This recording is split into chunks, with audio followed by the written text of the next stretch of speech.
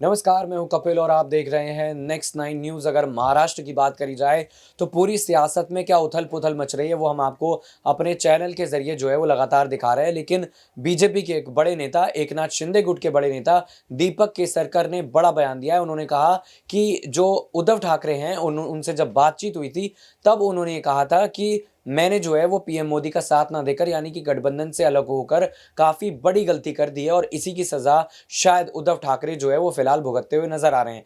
पूरे मामले को देखें तो आपको बता दें कि जिस तरीके से एकनाथ शिंदे ने जून का महीना था पिछले साल यानी कि 2022 में जो उद्धव ठाकरे के समर्थन वाली सरकार थी यानी कि जिसमें एनसीपी थी, जिसमें कांग्रेस थी, उसको गिरा दिया था और वो सरकार गिरने के बाद शिवसेना पर दावा ठोका गया। शिवसेना को लेकर चुनाव आयोग ने फैसला सुनाया और ये कहा कि जो पार्टी है वो एकनाथ शिंदे की है, क्योंकि राजनीतिक बहुमत की अगर बात करी जाए तो एकनाथ शिंदे के पास है। उसके बाद जो है वो तमाम तरह के आरोप लगते हैं। पूरा मामला सुप्रीम कोर्ट में है। सुप्रीम कोर्ट ने इस पूरे मुद्दे को लेकर जो है वो पूरी सुनवाई कर ली है और जल्द ही 1 से 2 दिन में या फिर 1 हफ्ते में ये फैसला जो है वो सुना दिया जाएगा कि अंतिम रूप से शिवसेना किसकी होगी। लेकिन दीपक केसरकर का जो बयान है वो कहीं न कहीं बताने के लिए काफ़ी है कि उद्धव ठाकरे जब बीजेपी के साथ थे तब कहीं न कहीं वो सत्ता में थे। आज उनके हाथ से न सिर्फ सत्ता चली गई है बल्कि पार्टी की कमान भी जा चुकी है। ऐसे में अगर सुप्रीम कोर्ट एक बड़ा फैसला सुनाता है यानी कि फैसला पलट देता है तो शायद उद्धव ठाकरे की एक बड़ी जीत हो सकती है। बीएमसी चुनाव, लोकसभा चुनाव में वो वापसी कर सकते हैं। लेकिन बड़ा सवाल ये भी उठता है